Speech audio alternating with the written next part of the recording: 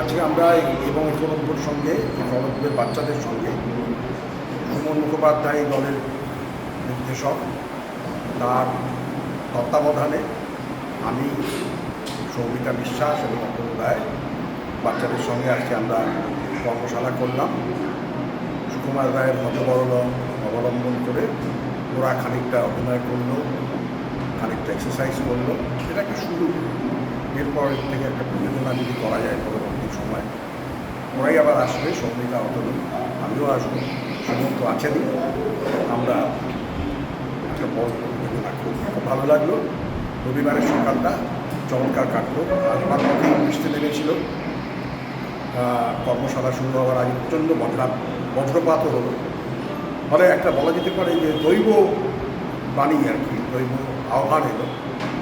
ভালো লাগলো, খুব সুন্দর অভিজ্ঞতা। বাচ্চারাও নিশ্চয়ই তারা এনজয় করেছে। কি বাচ্চারা, তোমরা উপভোগ করেছো তো ব্যাপারটা? আগামী দিনে আবার দেখা হবে। নমস্কার।